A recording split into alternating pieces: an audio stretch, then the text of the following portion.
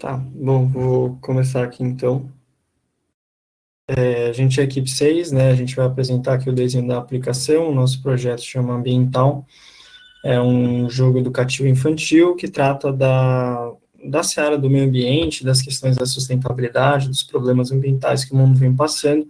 E a gente visa, através desse jogo, transmitir essa informação para as crianças através de uma forma divertida, interativa, que estimule as crianças ou quem for que for jogar o jogo, poder aprender dessa forma mais divertida, por assim dizer. Aqui estão os integrantes da equipe, toda a organização da equipe, o que cada um faz, vai fazer, né, e está encarregado de responsabilidades, vai ser melhor observado pelo Ronaldo, mas esses aqui são os integrantes da equipe.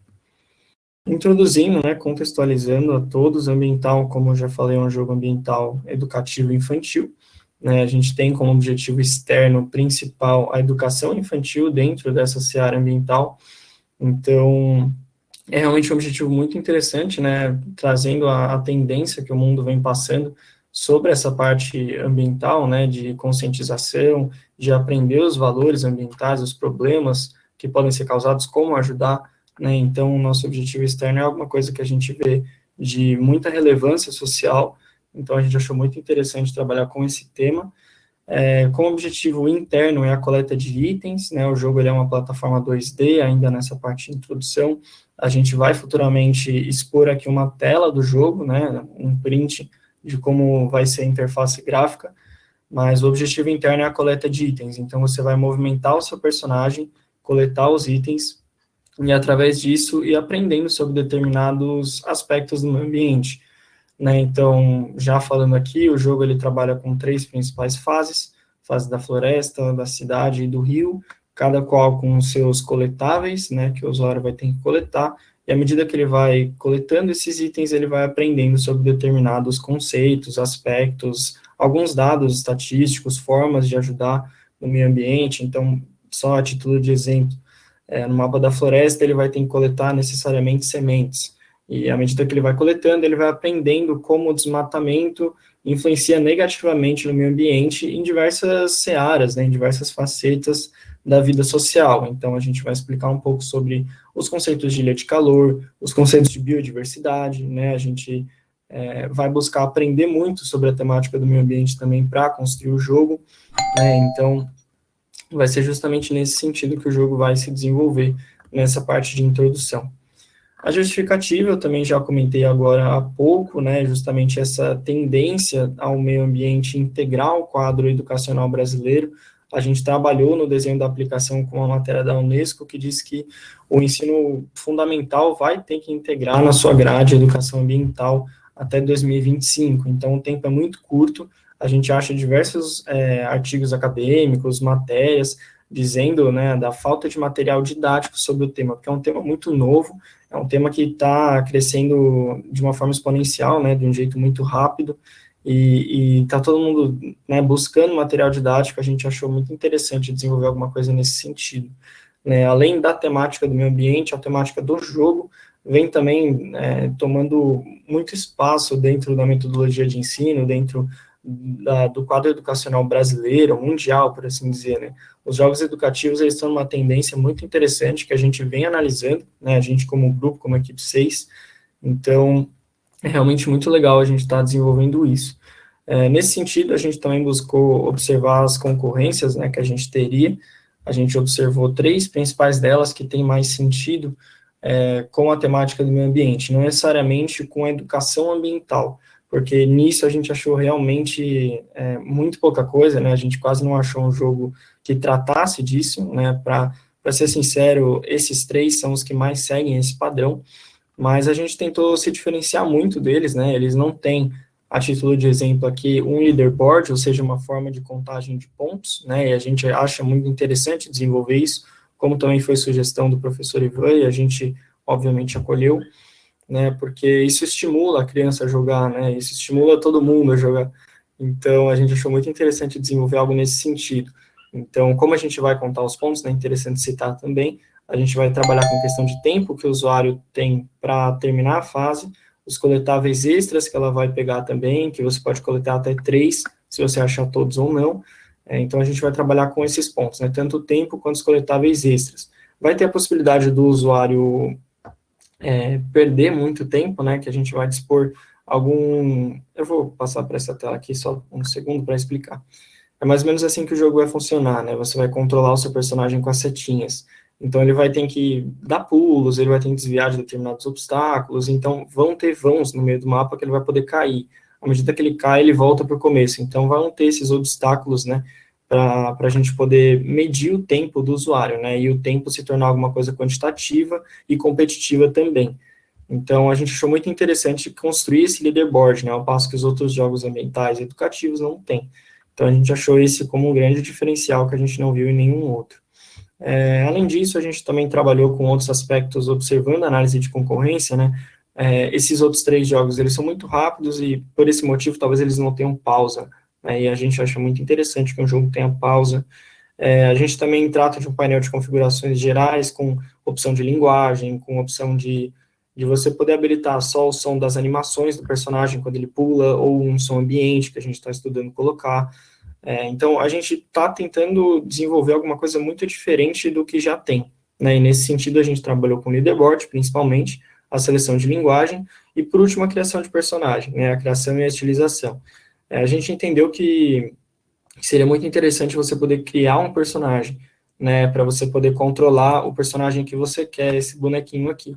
A gente vai limitar, na verdade, a um personagem que você pode escolher entre ser mulher ou homem, né? 3 cores de pele, branco, preto ou pardo, e vai ser justamente isso que a gente vai trabalhar em cima do jogo, né? Na parte de criação de personagem, na parte de estilização, a gente tem alguns customizáveis que vão levar a estilos. Então, por exemplo, você vai ganhar um chapéu se você terminar determinado mapa coletando todos os coletáveis extras, você vai ganhar uma meia, você vai ganhar uma pulseira, a gente está estudando ainda alguma coisa assim, mas o jogo é passível de estilização de personagem, assim como também da criação, né?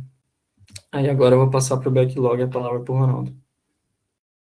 Bom, entrando na parte de gestão e definição de atividades, a equipe definiu um Product Backlog, que é a listagem de todas as atividades pertinentes ao desenvolvimento do projeto esse semestre. A gente listou coisas desde os desenvolvimentos da POC, como, por exemplo, o desenvolvimento de personagem, storyboard, passando por MVP, por exemplo, animação de personagem, animações como um todo, e também a entrega final desse semestre.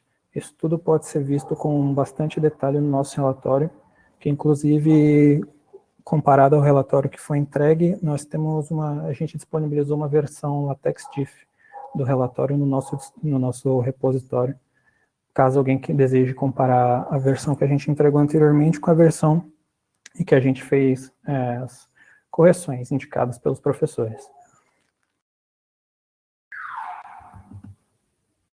Agora, passando para o planejamento do projeto, pela gestão do projeto em si, a equipe optou por utilizar a metodologia Kanban para o desenvolvimento do projeto, pelo fato dela ser uma metodologia bem ágil e de rápida compreensão para quem ainda não tem vivência com a metodologia, que é baseada nos quadros, e no nosso caso, os quadros de backlog, que são as atividades a serem desenvolvidas, o quadro de coisas que nós estamos produzindo, fazendo agora, e um quadro de coisas já feitas.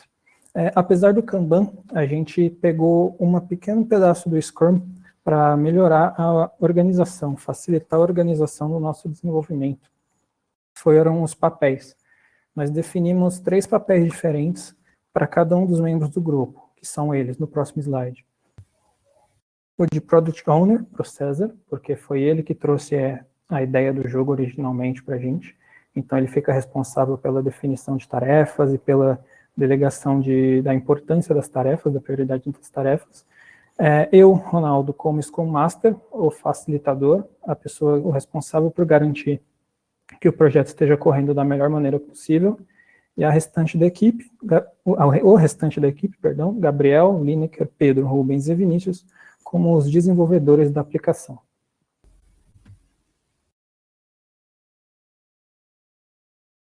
Bom, boa noite. Eu vou falar um pouco das ferramentas que a nossa equipe escolheu para utilizar. Primeiramente, a gente tem a Unity, que é um motor de jogo, né? É uma estrutura que fornece um sistema para você criar o jogo e utiliza mecanismos 2D ou 3D, além de ser gratuito, né? E ela também permite que você teste o jogo na própria IDE, sem precisar você exportar ou fazer uma compilação prévia. Como linguagem back-end, a gente escolheu o C#, que é uma linguagem que a maioria dos membros da equipe tem um conhecimento. A gente escolheu o Visual Studio como a IDE para programar, utilizando o C#. A gente escolheu o SQLite como o banco de dados. Como hospedagem, a gente escolheu a AWS, devido ao fato de termos acesso ao AWS Educate, fornecido pelos professores.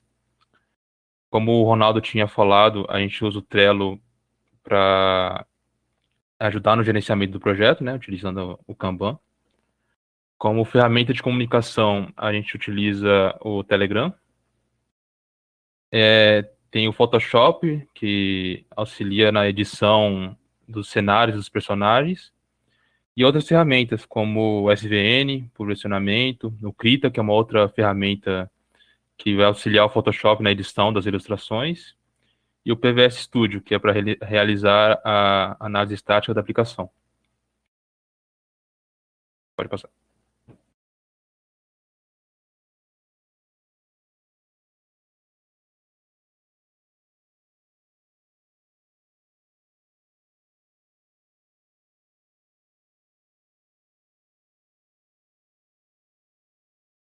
Gabriel?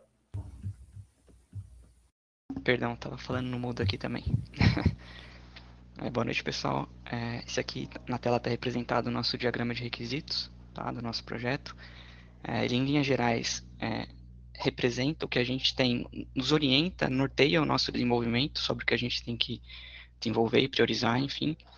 Aqui a gente pode observar que, entrando no jogo, a gente se depara com alguns requisitos que a gente tem que ter na tela, que é poder começar um novo jogo, continuar um jogo, configurar um jogo, visualizar o leaderboard e alterar o idioma. E cada um desses chama outros requisitos que tem como dependência o anterior. Ao começar um novo jogo, a gente vai poder customizar um personagem, cadastrar o usuário, enfim, esse é o raciocínio. Pode passar, por favor. Aqui separado a gente tem os requisitos funcionais nesse quadro. Está separado em 4 colunas: a de identificação, que é o nome do requisito, a descrição, explicando o que ele é, a prioridade no momento do desenvolvimento, e os requisitos relacionados a ele, como a gente pode observar, por exemplo, que carregar um jogo antigo, que é o RF2, tem como requisito relacionados o RF1, ou seja, tem que ter começado um novo jogo. Beleza? Com prioridade aqui a gente tem alguns, que é o de começar um novo jogo, carregar um jogo antigo, customização do personagem, cadastro de usuários, além de inserir no leaderboard. Esse é o nível da nossa prioridade. Pode passar.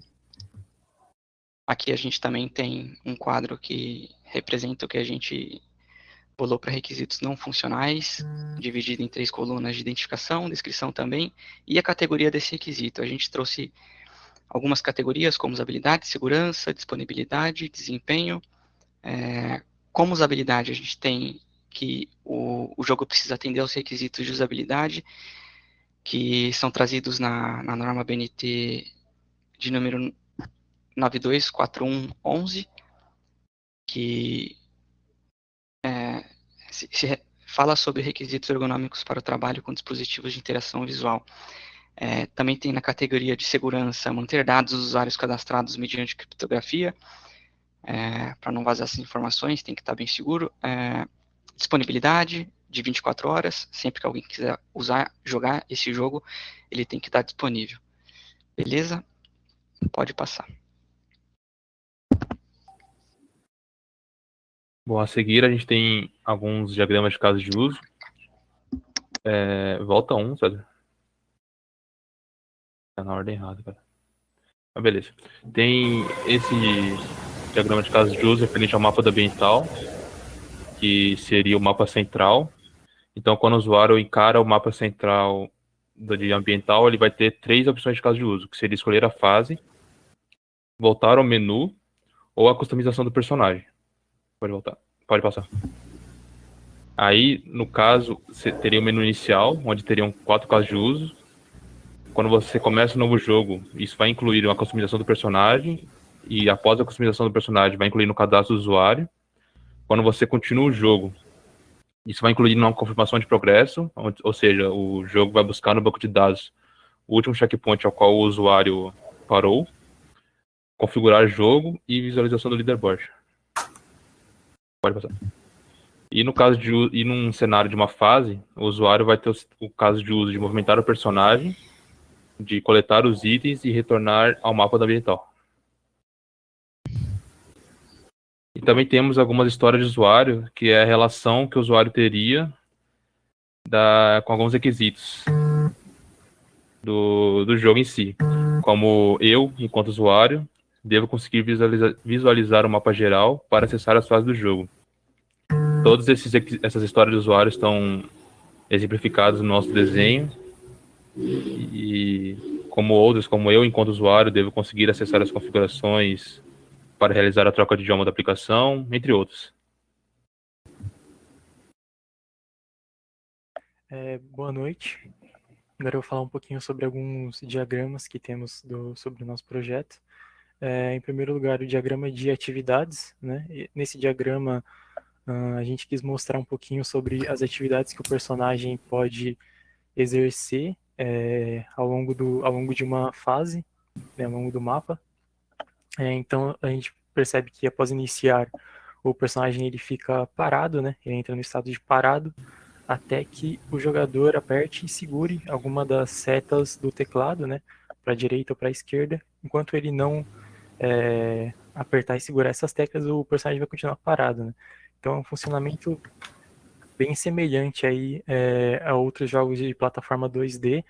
Eu acredito que quem for familiar já vai conhecer muito desse funcionamento, muito dessas atividades, né. Caso ele aperte e segure as setas do teclado, ele vai entrar no estado de andando, né, que ele anda para o lado da seta que foi pressionada. Enquanto o personagem estiver andando, ele pode colidir com um dos colecionáveis, né? Por exemplo, como o César já tinha mencionado, na fase da floresta, seria uma semente, né? Então ele pode colidir com esse colecionável ou não. Se ele continuar andando, ele pode acabar também despencando da plataforma. Caso ele despenque, ele morre e volta para o início da fase ou para o último checkpoint. Caso ele não despenque, ele também pode apertar a barra de espaço, né? Caso ele aperte a barra de espaço, ele entra no estado de pulando, que eu vou falar um pouquinho mais para frente, né? E caso ele não aconteça nenhuma dessas 3 coisas, ele continua andando. No estado de coletando, é feita uma verificação sobre o colecionável. Caso seja um colecionável especial, será exibido ao jogador uma informação extra, né, sempre contendo dados relacionados à sustentabilidade, proteção do meio ambiente e informações que sejam pertinentes e relacionadas àquela fase que o jogador está. E após isso, o colecionável é adicionado ao inventário do jogador. Caso o colecionável não seja um colecionável especial, ele simplesmente é adicionado ao inventário. Após coletar todos os colecionáveis obrigatórios, o jogador conclui a fase, né? Caso contrário, ele continua andando, né? Ao pular, como foi visto na imagem da interface, né, do exemplo de interface, tem alguns colecionáveis que estamos planejando deixar ele no ar, em alguns locais mais difíceis de serem alcançados, né, pelo jogador. Então pode ser que ele colida com um colecionável durante o pulo. Caso isso aconteça, ele volta para o estado de coletando, né? Caso contrário, ele acaba caindo no chão e voltando a andar. Pode passar, César, por favor. Agora um pouquinho sobre o MER, mostrando um pouquinho mais da modelagem da base de dados do nosso projeto, né? Então temos, começando pelo usuário, né, que seria o centro de tudo. O usuário ele é capaz de definir uma configuração onde seria armazenado as parametrizações que o usuário escolheu para o jogo, se ele deseja ouvir o som das falas, o som do ambiente, o idioma, entre outras configurações, né? O usuário ele também é capaz de gerar um personagem que pode ser customizável, né? Como já foi comentado anteriormente também. E esse personagem ele pode possuir uma ou mais roupas, né? Que também podem ser customizadas no menu do jogo. O personagem também armazena zero ou vários colecionáveis, né? Durante o jogo ele vai coletando e armazenando esses colecionáveis e esses colecionáveis eles são contabilizados pelo progresso mapa também. O progresso mapa esse trata do progresso que o jogador teve, que aquele usuário teve em um mapa, né? Lembrando que o jogo vai ter 3 mapas, por enquanto estamos planejando, e então é um progresso diferente para cada vez que ele inicia uma fase, né? E um progresso ele contém uma ou várias leaderboards, né? Ele está contido em uma ou várias leaderboards. Nesse trecho a gente fez uma alteração que ela vai ficar um pouquinho mais visível no DER, que nós estávamos relacionando o leaderboard também com o usuário, né? Mas como o Progress Map ele tem uma chave estrangeira do usuário, a gente consegue acessar o usuário da leaderboard, a gente consegue acessar o usuário através do Progresso Mapa. Então a gente fez uma leve alteração, não existe mais uma ligação entre leaderboard e usuário, somente leaderboard e Progresso Mapa. Pode passar, César, por favor. Aqui, através do DER, a gente consegue ver um pouquinho mais sobre as propriedades, né, de cada entidade. A gente vê que o leaderboard ele tem a chave estrangeira do Progresso Mapa, né? Todas as entidades, tirando as tabelas associativas, têm a sua chave primária única, né, que é o ID. Aqui no leaderboard a gente tem a pontuação que foi feita pelo usuário, né? É uma pontuação que vai ser calculada de acordo com o tempo que ele levar e a quantidade de colecionáveis que ele conseguir coletar. No progresso mapa temos o usuário que fez o progresso, né? O mapa que seria um enumerável de qual mapa foi feito esse progresso, né? O tempo que demorou, caso ele parou no checkpoint, qual checkpoint que ele parou e a data do registro. Né? Aí no usuário a gente tem o apelido e a senha, como foi comentado, e o usuário ele também tem a chave do personagem. O personagem, por sua vez, ele tem a roupa que ele está utilizando no momento, né? As configurações de pele e gênero também do personagem. Né? E a roupa, ela tem o seu nome e se ela está bloqueada para o usuário no momento ou não. Sempre lembrando o fato de que podemos desbloquear roupas novas ao longo do jogo. Né? Nas configurações temos o usuário que definiu a tal configuração, o idioma e os tipos de som, né? O som ambiente, o som das falas e o som da coleta. Ao coletar um colecionável, emitiremos um tipo de som diferente também. Usamos as tabelas associativas, pois seria uma ligação de muitos para muitos, né? Entre personagem e colecionável, por exemplo. O personagem ele poderia ter 0 ou vários colecionáveis, e um colecionável poderia ser armazenado por diversos personagens, né? Então, fizemos uma tabela associativa, e o colecionável ele tem o tipo de colecionável, que também seria um enumerável e enumerable, né? E se ele foi coletado ou não. Pode passar, César, por favor. Lineker, desculpa interromper bem rápido. Como a gente ainda tem 5 minutos de apresentação, pedir para que, se possível, a gente dê uma acelerada. Sim. E que no diagrama de classe não é muito diferente do que eu tinha comentado no DER, né? São as mesmas ligações, exceto as tabelas associativas. Aqui temos todas as entidades que teremos que planejamos ter ao longo do nosso projeto. Pode passar. Aí eu só vou finalizar aqui falando de custo do projeto e viabilidade financeira.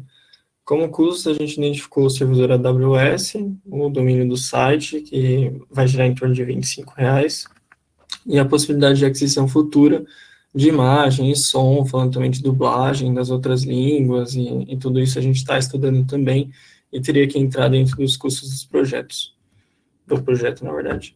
Na captação de recursos, a gente está trabalhando com a possibilidade de parcerias com entidades tanto ambientalistas quanto educacionais, né, em prol da respectiva causa, como também de doação de qualquer terceiro que deseje auxiliar no desenvolvimento do jogo e no crescimento dele. Falando de crescimento, a gente estuda de escalabilidade. A escalabilidade ela vai girar em torno da melhoria do servidor, do banco de dados, do código mesmo, do back-end. Sobre isso, a gente vai explorar as ferramentas de escalabilidade do AWS em si, que a gente observou que já tem uma quantidade significativa de possibilidades, e isso tudo também vai girar em torno das parcerias com entidades educativas ambientais. A gente prevê que o jogo que o jogo cresça, né, para a gente ir adquirindo cada vez mais parcerias e integrando num quadro educacional e num quadro de defesa no meio ambiente cada vez maior.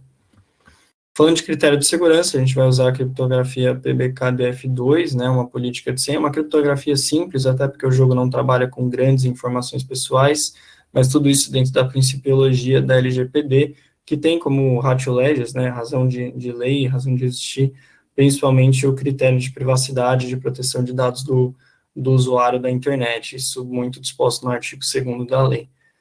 Então, seria mais ou menos isso. Obrigado pela atenção de todos. A gente está aberto a dúvidas, sugestões de todo mundo, além dos professores. Muito obrigado.